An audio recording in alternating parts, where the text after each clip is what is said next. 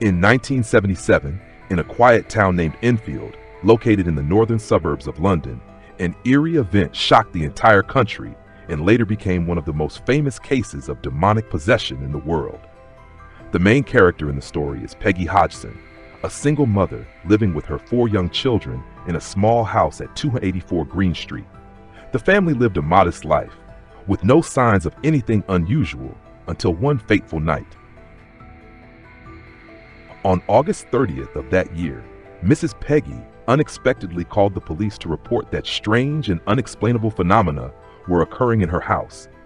She said that furniture such as chairs, tables, and even drawers were moving, floating, or shaking in strange ways. Not only that, but she and her children also heard mysterious knocking sounds from inside the walls, as if someone was walking around the house, even though no one was there. At first, the police and neighbors were skeptical, but after witnessing a chair move by itself across the floor, the police recorded the incident in their official report, a rare occurrence in cases involving supernatural phenomena. The Enfield case quickly attracted attention from the press, paranormal researchers, and the public. What started as a few isolated phenomena one night soon escalated into a haunting that lasted for months, terrorizing all of England and inspiring a series of films in the years to come.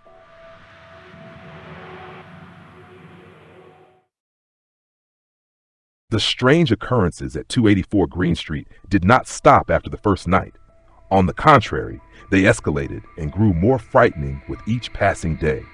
The events began on the evening of Tuesday, August 30th, 1977, when Mrs. Peggy entered the room of her 4 children, Margaret, 13, Janet, 11, Johnny, 10, and Billy, 7, to tell them to stop playing and go to bed. Immediately afterward, Mrs. Peggy witnessed the bed shaking violently, as though someone were intentionally doing it from underneath.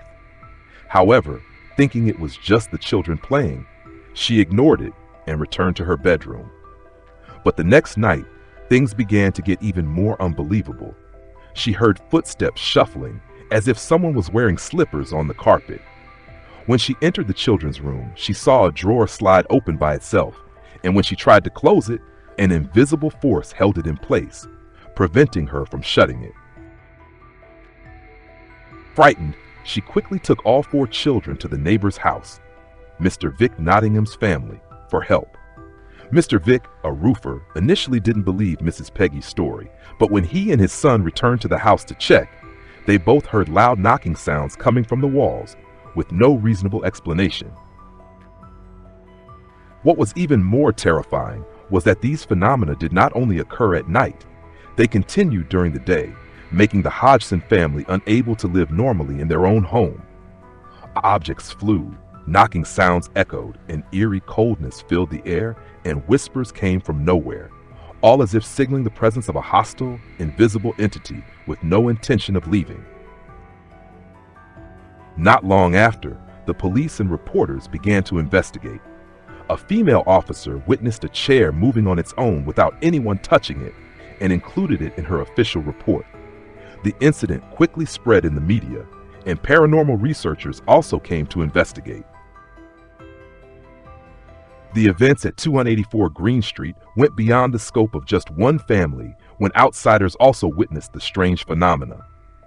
After Mrs. Peggy and Mr. Vic Nottingham reported it, the Daily Mail sent reporters and photographers to document the situation.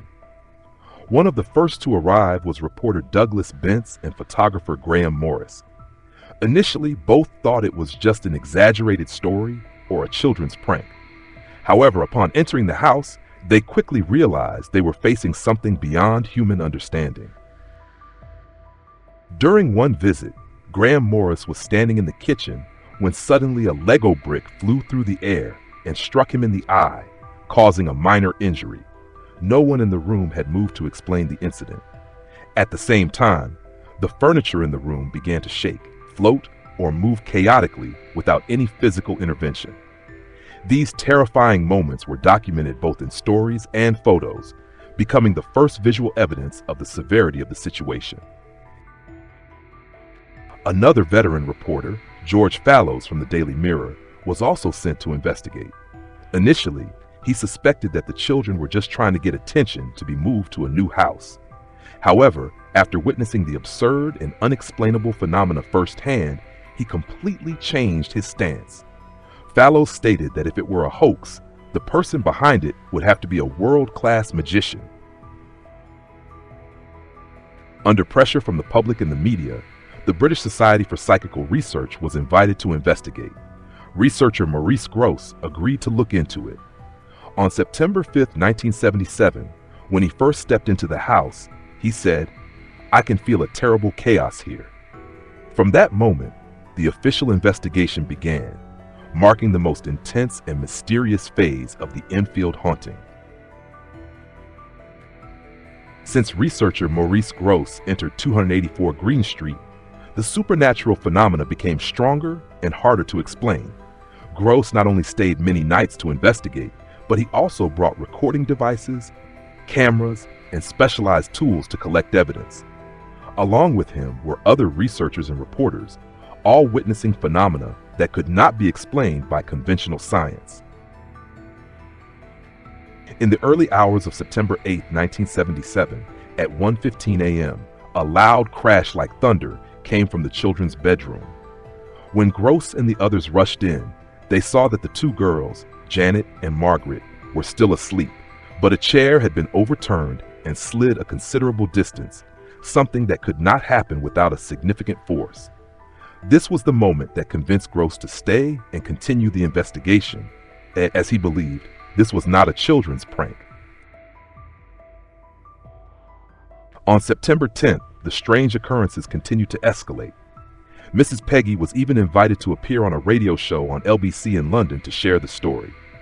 Upon returning home, she met reporter Roz Morris from the BBC, who later joined Grosse for a sleepless night and witnessed the strange events. Marbles floating in midair, objects shaking, and Janet suddenly becoming enraged, swearing and screaming as if controlled by another entity. The family had to restrain Janet to prevent her from hurting herself or others. At the end of November, a doctor was called to administer sedatives to the girl. But immediately after the injection, Janet was lifted off the ground and thrown back onto the floor in front of everyone. These events went beyond childish mischief. Something truly supernatural and malicious seemed to be taking over the house, and Janet became the center of all the bizarre events, as if she were chosen to act as a bridge between the two worlds. The climax of the Enfield haunting occurred when direct communication with the spirit began. After a series of unexplainable phenomena, researcher Maurice Grosse and his colleague Guy Lyon Playfair decided to try to contact the invisible entity believed to be manipulating the house. They asked many questions and received strange knocking sounds in response. 1 knock for no and 2 knocks for yes. Janet began to speak in strange, deep, and hoarse voices, as if from an adult man. What was peculiar was that the voice did not come from her mouth, but from her throat, leaving witnesses astounded. The voice identified itself as Bill Wilkins, a 72-year-old man who had lived in the house and died of a brain hemorrhage while sitting in a chair in the living room. To verify, the researchers covered Janet's mouth and even asked her to hold water in her mouth, but the eerie voice continued. A special microphone was placed behind Janet's neck, and they continued recording conversations between her and Bill. What was even stranger was that the details of Bill Wilkins' death perfectly matched real records they later discovered, from his name and age to the cause of his death and the location where he died in the house. The voice not only answered questions, but also became angry at times, threatening and even throwing pillows and cardboard boxes at the investigators. Many linguists were invited to analyze the recordings and confirm that the sound coming from Janet could not have been easily faked, especially given that she maintained the deep, hoarse voice for extended periods without damaging her vocal cords. The recordings of Bill were later released and are still available on YouTube today. They became living proof for those who doubted the Enfield haunting, leading many to believe that something truly communicated through Janet's body. The content of the recording I left at the end of this video If you are brave enough, then listen to it. In the Enfield haunting case, the involvement of psychics, particularly Ed and Lorraine Warren, sparked much controversy and attention from the public. The Warrens, known for their work investigating supernatural events, were said to have played an important role in solving the case. However, the reality showed that their involvement in the Enfield incident was not as significant as many believed. At the time of the strange occurrences in Enfield, the Warren family was invited to study and investigate the case. Ed and Lorraine Warren, who had been involved in many famous hauntings, were among the first to believe that this was not a hoax, but a genuine supernatural event. While other investigators and psychics remained skeptical, the Warrens firmly maintained that a real spirit was haunting the Hodgson family. However, their involvement in the Enfield case was rather brief. They only came to survey the scene and conduct a few interviews, but stayed for a short period of time. The researchers pointed out that their contribution to the investigation was not as significant or notable as in other hauntings they had been involved in, such as the Amityville horror case that has been featured on my channel. In fact, they stayed in Enfield for only one day and did not continue the long-term investigation as the Hodgson family had hoped. Some critics argued that the Warrens' presence was more about marketing and promoting movies about the hauntings they had participated in. This was evident when the film The Conjuring 2, 2016, was later inspired by the Enfield case, with the main characters being Ed and Lorraine Warren. Despite numerous witnesses and recorded evidence, the Enfield haunting has not escaped skepticism from the media and scientific researchers. Some argue that the supernatural phenomena may have been staged by the children, especially Janet, who was always at the center of the strange events. Hidden camera footage showed moments where Janet appeared to move objects or produce suspicious sounds. In some instances, she was believed to have faked the deep voice to enhance the eeriness of the communication with the spirit. These moments led some investigators, including those who initially believed the events, to question the authenticity of the entire case. However, people like Maurice Grosse and Guy Lyon Playfair, who had spent weeks living in the house, still insisted that many of the phenomena they witnessed could not have been created by human hands. They admitted that Janet might have played tricks on occasion, but that didn't explain the hundreds of instances of supernatural events they had documented, such as floating objects, mysterious knocking sounds, or voices emerging from Janet's sealed mouth. Another point of controversy was the role of Ed and Lorraine Warren, the famous American psychics. While the movie The Conjuring 2, directed by James Wan, portrayed them as central figures in the investigation, in reality, they only visited the house once and stayed for less than 24 hours. This caused some British researchers to feel uncomfortable because the case had been exaggerated by Hollywood, distorting its true nature.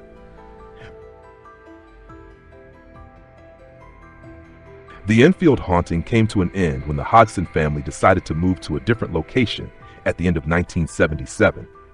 However, the incident continued to leave the public and researchers pondering its authenticity. Beyond cinema, most notably in The Conjuring 2, directed by James Wan, released in 2016, the case also became the subject of numerous documentaries, reality TV shows, and podcasts dedicated to the paranormal. To this day, 284 Green Street still attracts many people fascinated by exploring mysterious phenomena, even though new residents now live there. Over 4 decades have passed, but this case still sends chills down people's spines whenever it's brought up. Do demons and spirits truly exist, or is it all just a product of psychology, pain, and imagination?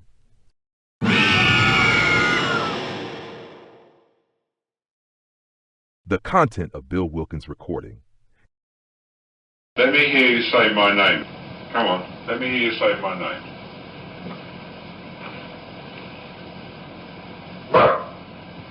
That's not my name.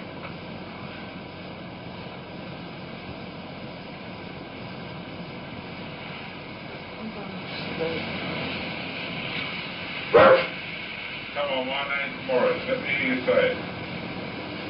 Morris. Say Dr. Belloc. Come on, let me hear you say that.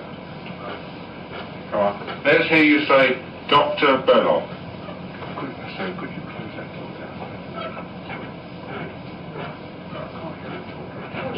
Say Dr. Belloc. What is it?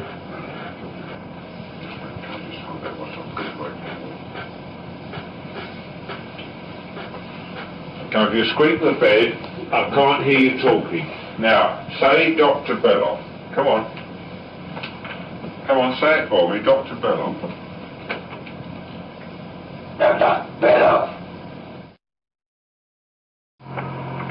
Right, that's good.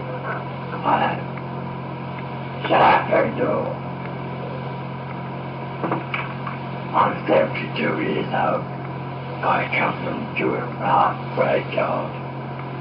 And I have right near the church where Rena lives. And all my friends come from there as well. And we all make a game and go to the pub. And then we pick your house. Because I used to live here. And I will tell you some more. And if you don't tell anyone else, just let Mr. Work and Mr. Playback. I want you to tell me whether you remember what happened to you when you died. Just before you died and just after you died.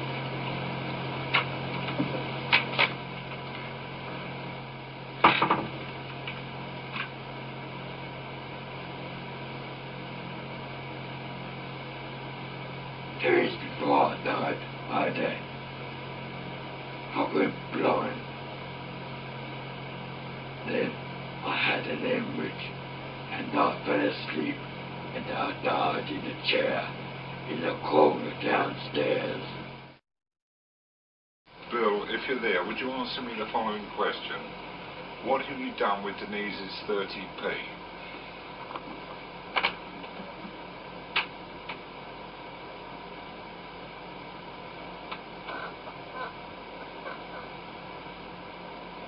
Headed down to the radio downstairs. Sorry, Bill, can you say that again, please?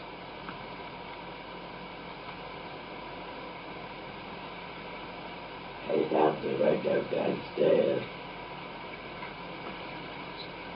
Righto, Bill, I'll go and look. Thanks ever so much. Why can't Janet feel you? I'm invisible. You're invisible? Why are you invisible? So much G-H-O-S-T.